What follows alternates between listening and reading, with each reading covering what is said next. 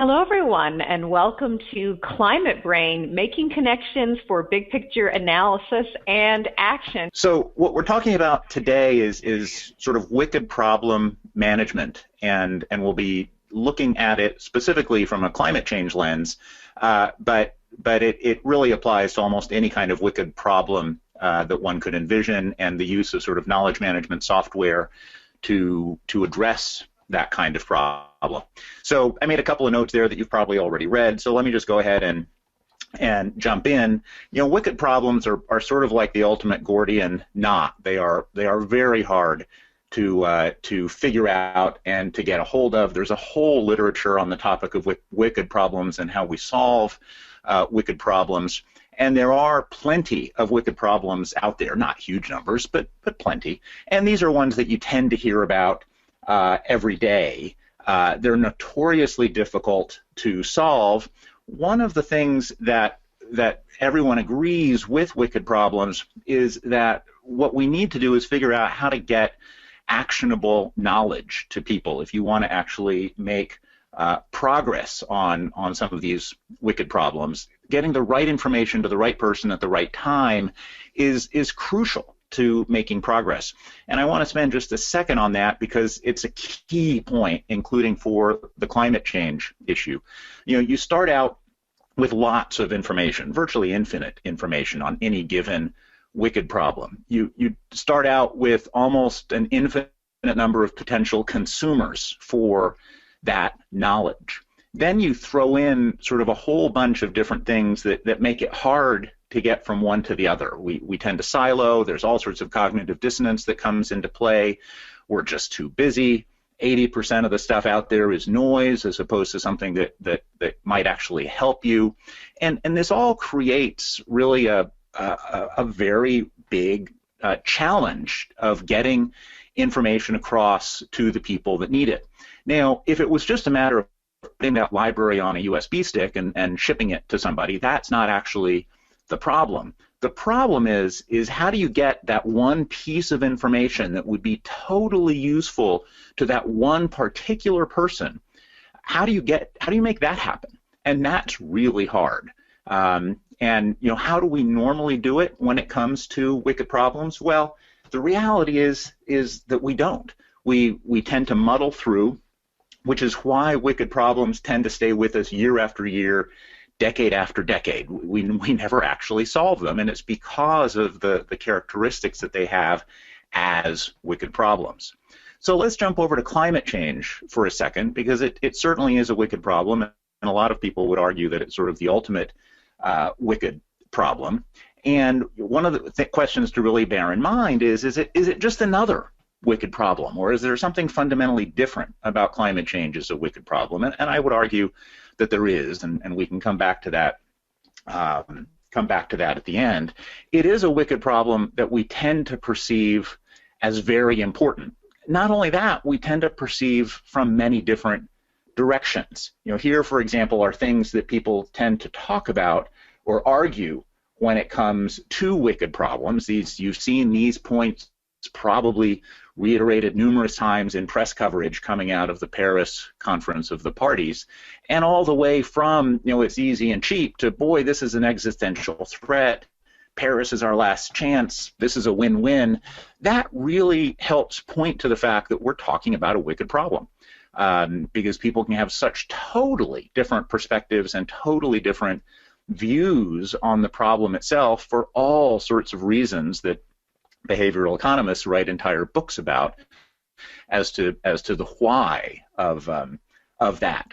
Now, one of the sort of the interesting perspectives to frame these points is the question of, you know, how do people who specialize in thinking about wicked problems think about climate change? And I've picked out just a couple of quotes here that I really like. One from Margaret Heffernan in her book Willful Blindness, that in failing to confront the greatest challenge of our age, climate change, all the forces of willful blindness come together like synchronized swimmers in a spectacular water ballet. I love that quote. And it really tells us a lot about the challenge that we face with climate change. And then you have Daniel Kahneman, Nobel Prize winner, who focuses on behavioral economics, human psychology of decision making, and his point is, I'm deeply pessimistic. I really see no path to success on climate change. So in terms of people who are thinking about wicked problems, they tend to be pretty darn pessimistic when it comes to climate change. Now, that's not to say that that's the right messaging for everyone on the climate change issue, not at all. But I would argue that it does make sense to remember that we're dealing with a really challenging, wicked problem when we talk about climate change. And so one of the key things here is that even, it's a wicked problem. Yes, we have different points of view, perhaps, on thinking about it and how to frame it. A key point, though, is that we are making all sorts of decisions relating to the climate change wicked problem. At the end of the day, hundreds of trillions of dollars are going to be spent in the coming decades, not on climate change per se necessarily, but on energy infrastructure around the world, which clearly has implications from a climate change perspective on agricultural decision making, on emergency management, disaster response decision making. And all of these questions involve forecasting. All of them, the answers at least, or how you answer each question if it's particularly relevant to you, involves thinking about and anticipating the future. And we know, and this is another one of Phil Tetlock's and Dan Gardner's good books on forecasting that just came out this year. It's a great read, by the way. But Super Forecasting, the Art and Science of Prediction. And we know from this work that we are pretty lousy forecasters in most cases. We can be much, much better if we focus on it and work at it. But in general, we tend not to be, and we tend to let cognitive biases, we tend to take the easy way out, even when we're answering the kinds of questions that are framed here, which are literally trillion-dollar questions. And so we often don't really think through them nearly as hard and as well as we could, and that's really the subject of what we're talking about today in terms of knowledge management. So going back for a second specifically to climate change in the context of actionable knowledge, on the left now I've just put in sort of what the information flow is, where we have literally thousands of news stories, hundreds of blogs, dozens of technical papers, dozens of reports, several books, thousands of tweets every single month. So ironically, even as sort of the climate information industry ramps up and more information is being produced and sort of thrown over the transom, this challenge of actionable knowledge gets harder and harder and harder. And that's not the intent of people throwing the stuff over the transom, but it is the end result. So the challenge from a climate change perspective of getting actionable knowledge to the right person at the right time is simply getting more and more difficult, not less and less difficult. So I think the question I would have and hope would pose to you is keep calm and muddle on really the best we can do for climate change. And we've been at it now for more than 30 years, but in a relatively big way, we've been at it for about 30 years. And is that really the best we can do? And you might say, well, things in Paris are totally different. We're breaking the mold. We're making all sorts of things happen. We can get into some of those questions later on during the Q&A if you want, but I'm not at all sure that's the case. And we can get into that. But is there something else we can do beyond keeping calm and muddling on? And this is where sort of this whole idea of knowledge management and specifically the brain software comes in, which is what we're talking about today. So I just want to talk about that for a few more seconds before jumping into the climate web itself. So the idea of the brain, and just to give you sort of a quick look at what the brain actually looks like, and we're not going to focus on this view, but in terms of lots of different information organized together. And what's in the climate web? Well, you can see just some of the statistics there, so that what we're looking at today is a knowledge system that has 61,000 thoughts, 95,000 links, 11,000 internal documents and attachments, 14,000 URL attachments. It's 15 gigabytes inside. It's huge. There's lots of information in here, and this is exactly sort of the point of how do you get actionable information out of this thing, or out of this knowledge base, where you can get the right information to the right person at the right time. Let me step back from the climate web for just a second and talk about the brain software. I personally think that every college student should be using the brain software, and I keep working on it with my own college students. But the idea of starting to organize information and just throwing stuff in there really pays off after some period of time. Maybe it's a couple of years, maybe it's 5 years, but at some point it's a huge boon to whatever business you're in or personal life stuff. And one thing to point out, though, is that if you're building your own brain, how it's organized doesn't really matter very much. So you can look at the left side of that picture in terms of a messy room. That's fine if it's your personal brain, because you can find stuff in it. It doesn't really matter. For what we're doing today and trying to develop a public wicked problem-solving brain, as in the case of the climate web, a huge amount of effort goes into the idea of how do we clean it up? How do we make it so that people who don't know where to find stuff can find the stuff that they're looking for?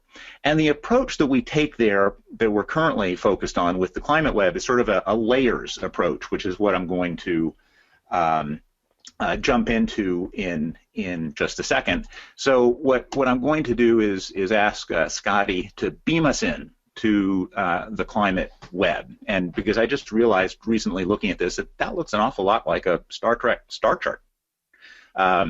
And so I'm going to start using that metaphor more often. But let me go ahead and jump out of there and jump into the climate web. So as you saw at the very beginning, the view you're seeing here is basically the view that you see online at www.theclimateweb.com. The only real advantage of showing you doing this with the desktop software in terms of what we're doing today is that these thought icons that we use a lot pop up very quickly on the desktop software. They take a couple of seconds to pop up on the web-based software, which is why we're going to go ahead and use the desktop software for demonstration purposes. But I'm not showing you anything today that you can't do on the web-based software for the climate web. So I'm just going to run through these layers, and remember the idea here is thinking about this actionable knowledge idea. How do you organize an infinity of information with the goal of getting the right piece of information to the right person at the right time?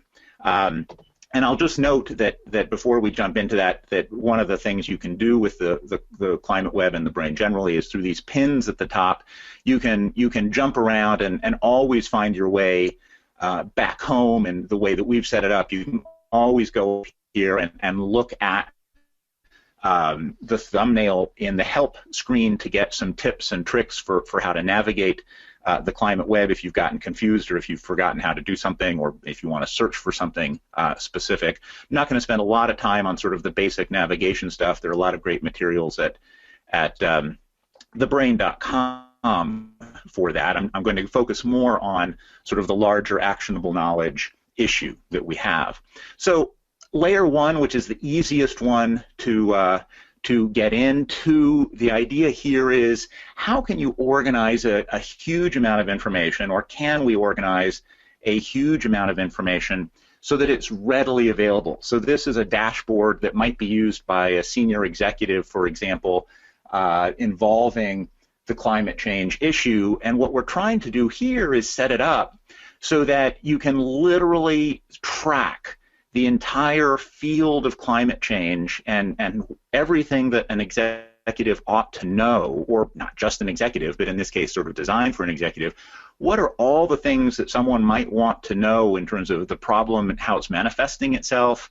What are some of the leading response indicators in terms of things that you ought to be aware of as a business executive?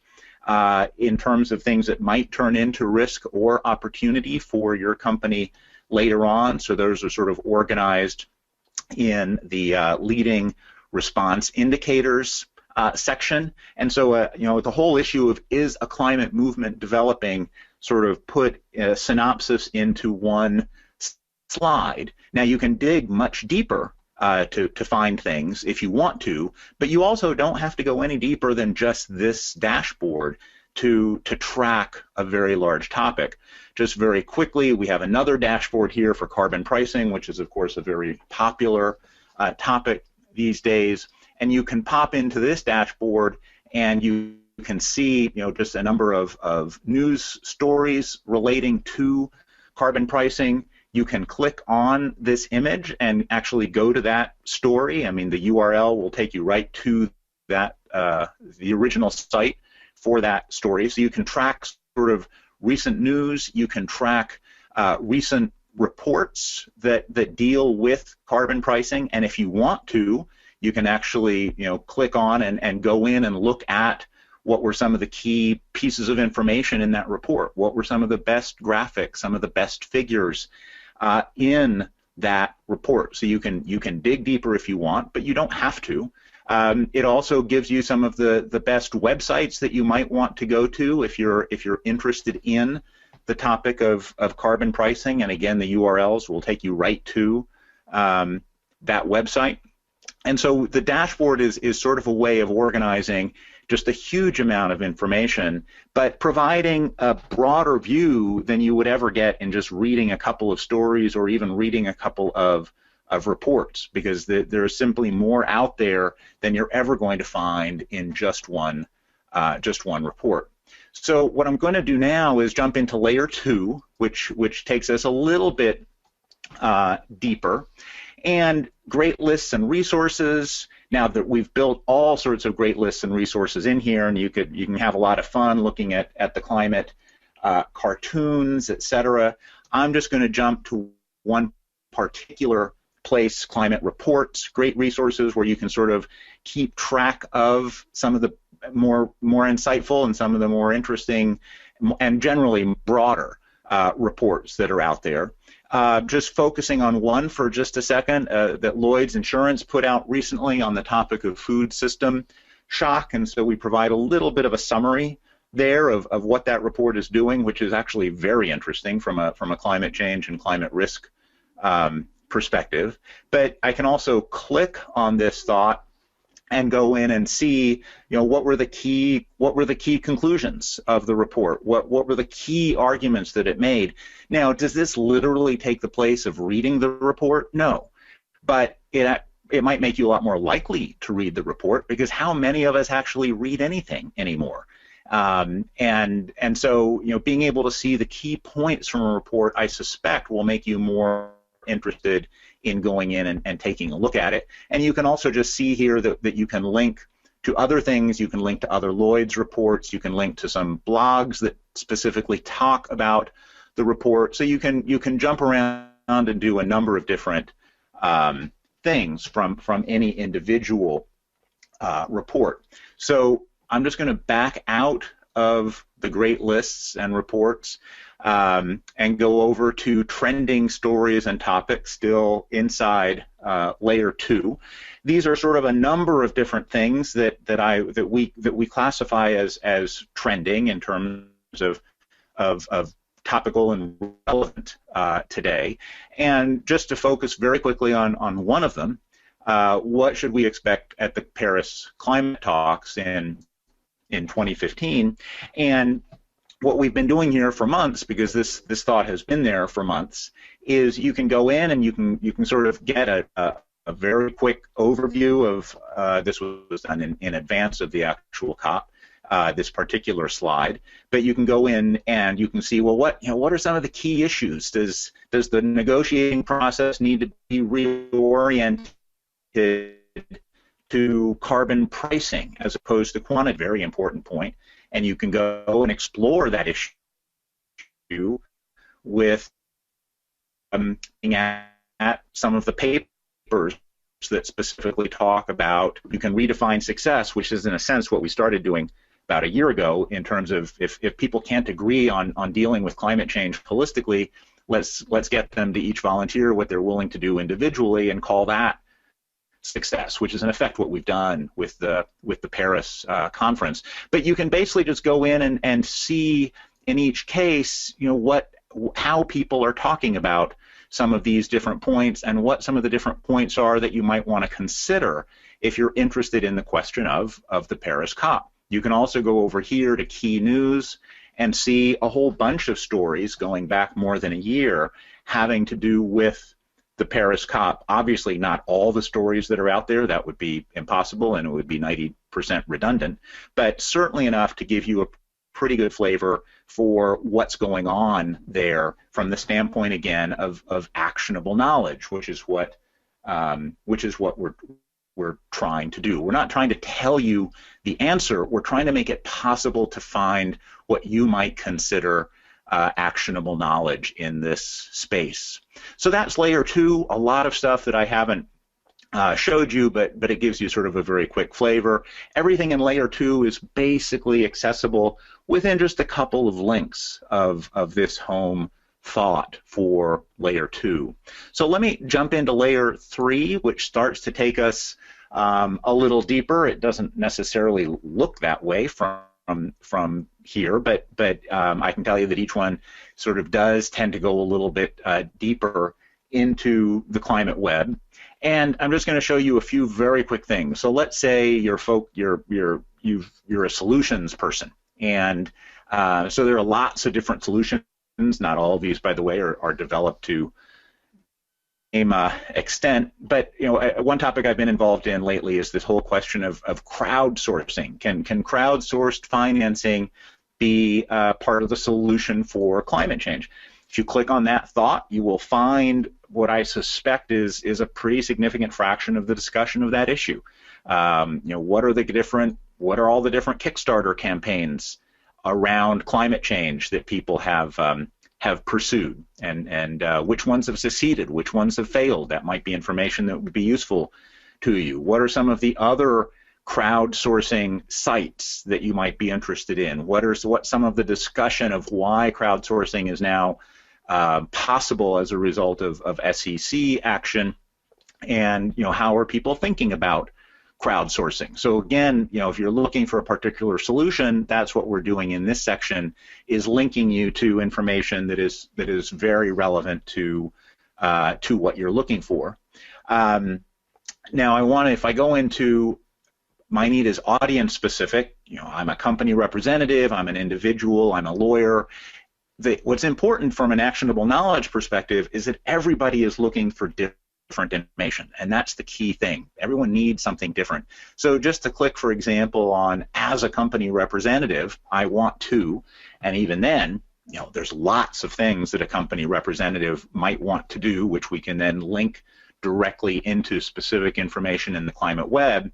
I'm just going to pick one of these, not at random, I will admit, but I'm going to pick one of these. Assemble a core business climate risk library. Well, if you click on that, you will find the 93 reports that if you read, you will be up to date on business climate risk. And obviously I'm being a little bit facetious because nobody in their right mind would read 93 reports, except for us perhaps. But you can go into many of those reports and see what the key points were of those reports. In many cases, that information is then organized, so you can sort of look at topics and see what everyone across that risk library thought about a given topic. But this also just sort of gives you a feel for how much information we're talking about out there. This is a very small fraction of the 11,000 documents that we have in the climate web. This is specifically what would be useful to somebody trying to understand the topic of business climate risk, and it's obviously, even that is pretty daunting. I'm just going to back out of those two and just take a look at the last section of our our layer 3. And layer 3 also has, I want to understand the big climate questions. Now, these are many of the questions that I used in one of the slides up above. And basically, these are sort of the trillion-dollar questions. There's no answer to these questions. As one of the things that Phil Tetlock talks about in super forecasting is that one of the maxims of this is that specific plans are pointless. The planning process is invaluable.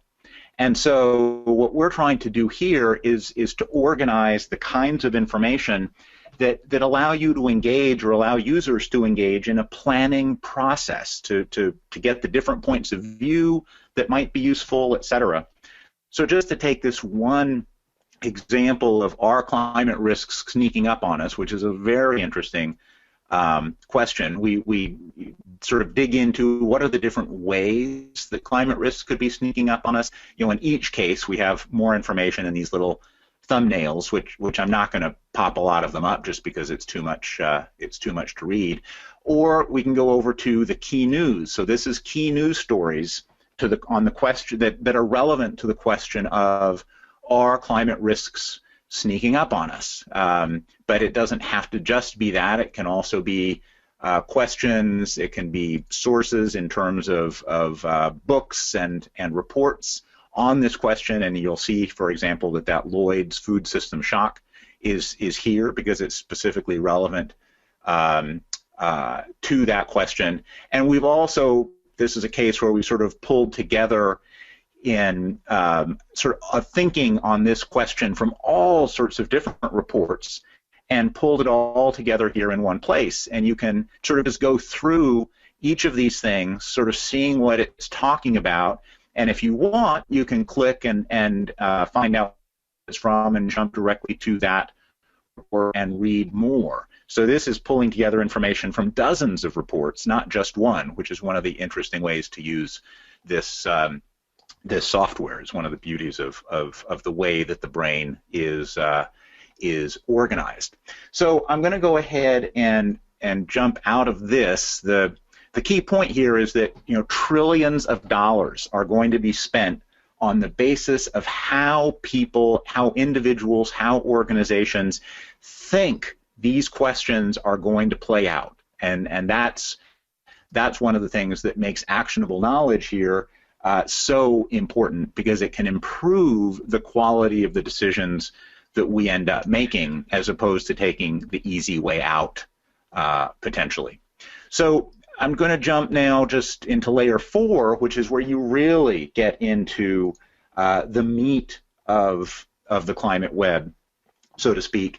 And there is virtually infinite information here, and I'm just going to show you a couple of topics, starting with one of the broad subject areas, and these are areas that we use throughout the climate web. Climate change communications deep dive, for example. And so, here is where you can sort of deep dive into the huge area of what do we believe about climate, how should we be communicating climate, what are other examples, how do you do storytelling, all of this stuff is within this this large group. And I just want to give one example, because this is an area where we've fleshed out this issues and arguments section, where we sort of extracted lots of the key arguments that people are making about climate change communications, and then zeroed in on how people are talking about it. So we need to focus on the economic opportunities around climate change, for example, and then we give some of the reasons, the rationales that people have for arguing that point and for arguing against that point, and then we link to specific information from specific reports and experts, etc. And so we try and make it possible to explore these questions with the best available information in a way that I just don't know of any other way to pull that off. So I'm going to back out of the communications deep dive here and go over into sectors, just to give you a very quick example of different sectors that we're organizing for. and obviously we've tended to focus more on sectors that we've worked with more over time. The electric sector being one good example of that. And we're just in the sources, which is what blue is, published sources. This just gives you a quick feel for, these are the subcategories. So within each of these categories, you will find other reports and documents specific to the question of the electric sector adaptation, mitigation, innovation, policy.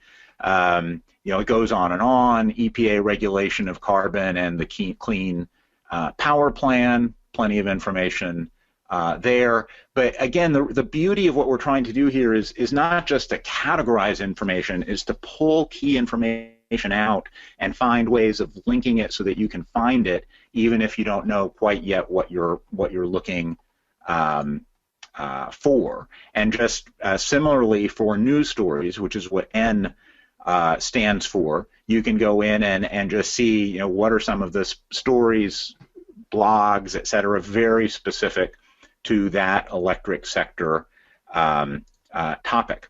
So that's what we're trying to do with sector deep dives. A topical deep dive is where we've organized lots of information about a specific topic that people are interested in, and I'm just going to pick one for purposes of today, which is the risk disclosure deep dive in terms of climate risk and what should companies be disclosing, etc. And there's a pretty significant literature on this already, much more than you might think. And how does that relate to business performance and stock prices? There's not as much of a literature on that, but there's certainly a lot more than you might think on what's the link between business risk disclosure and business performance and stock price. And it's a topic that a lot of people are interested in. So you can go in and explore that, and you can do the same looking at news stories relating to risk disclosure. You can dig in as deeply as you might want. Last, in layer 4, and I think you can get a sense of just how much information is in here, but going into climate networks, where we organize sort of lots of websites and lots of people. I'm just going to jump into one, which is individuals involved a lot in climate change adaptation. I'm going to click on that. A lot of different people pop up, and I'm going to pick just one here, again, not at random, admittedly, but not unique either.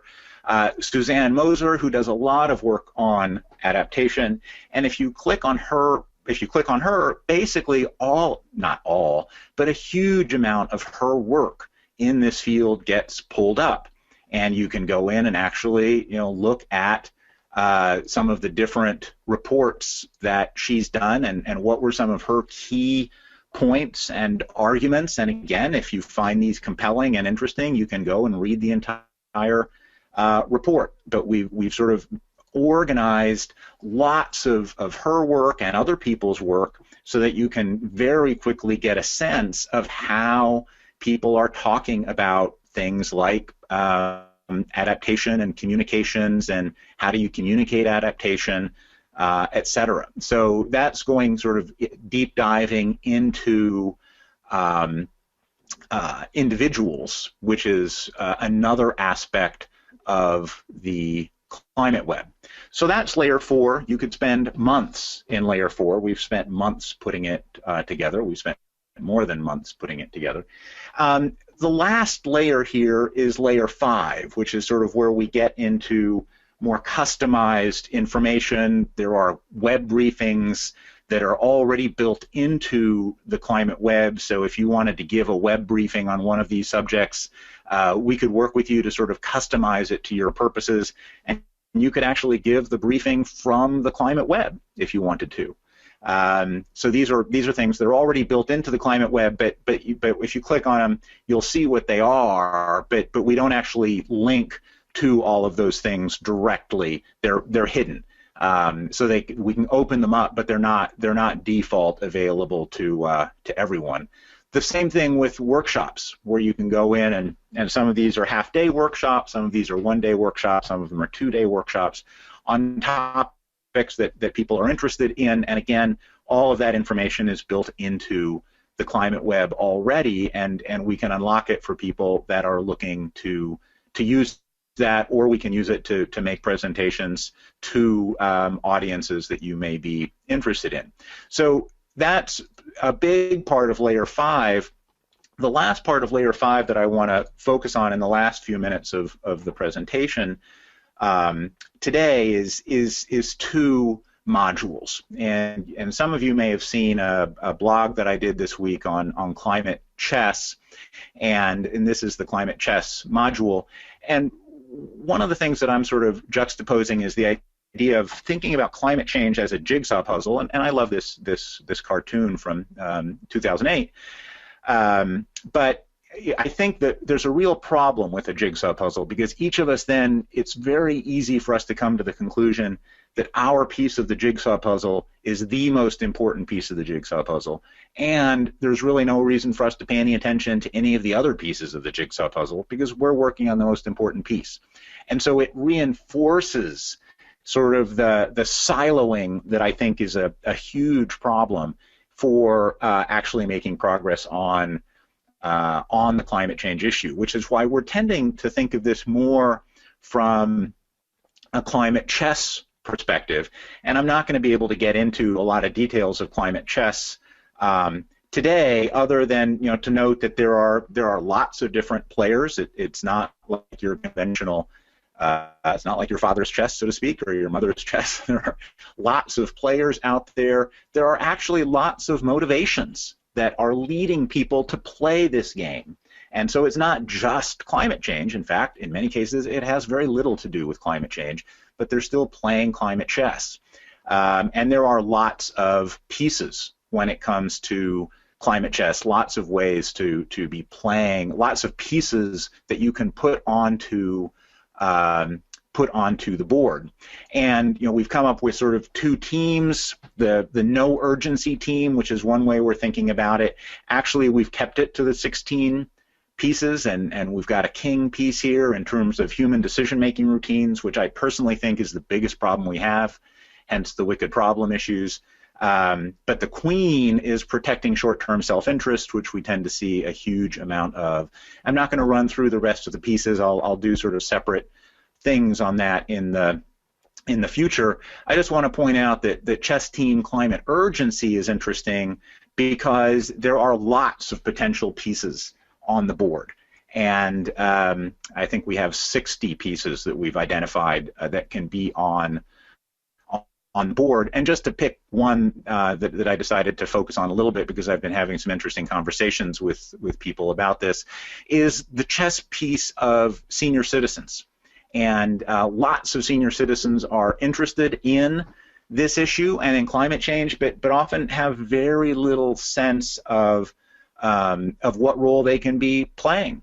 And so what I'm showing here is simply that for this chess piece, you can very quickly jump to news stories on the subject of senior activism and get a very good sense very quickly of the state of play and who's talking about this and who's writing about this.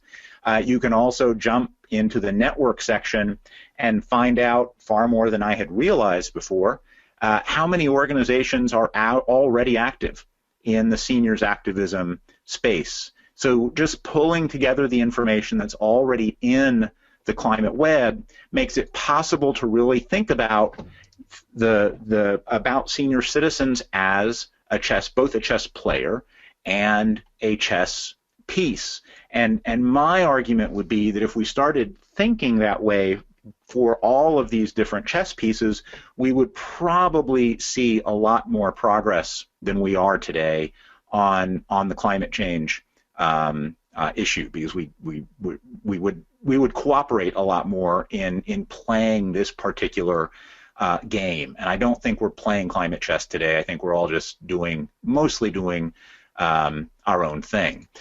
To wrap up, for just the last minute or two, I want to jump over to the climate scenarios module, because one of the things that really comes out of not only this book, but there is a big literature on the issue of climate scenarios. This is the climate scenarios deep dive that we have in the climate web. You'll also note over here there's a scenario planning deep dive. So this is scenario planning more generically, as opposed to the specific climate scenarios deep dive that I'm showing you here. But if I click on the sources here, the amount of material relevant to the subject of climate scenarios is enormous. And so, geoengineering, decision making under uncertainty, what are climate uncertainties and unknowns, what are some of the climate policy scenarios, what about national security and climate change, sea level rise scenarios, low carbon transition scenarios. It is a huge amount of information, and my argument isn't that everybody should be reading all of this information, but if you're looking for actionable knowledge, there's a pretty darn good chance that what you're looking for is here. And if we appropriately organize it and pull it together, you can actually find that piece of information that might make a real difference to someone's decision making. And it's not just sources; it's news and blogs. What are news stories and talking about when it comes to energy futures, or green growth, low carbon transitions, scenario planning? In a few minutes, you can cover what it would take you hours to cover just on Google or through most kinds of sources. And the point here is that in the search for actionable knowledge, we don't have days in most cases to look for stuff. That's the real problem, which is why we end up usually just muddling on, and hopefully we're exploring here sort of an alternative way of thinking about that. So in the climate scenarios module, you can go in and delve into a bit general scenario planning, and I'm not going to dive any deeper because we don't have time today, but we explore each of these questions. You can delve into the process of building these scenarios and what is it that you need to bear in mind and how do you need to think about it.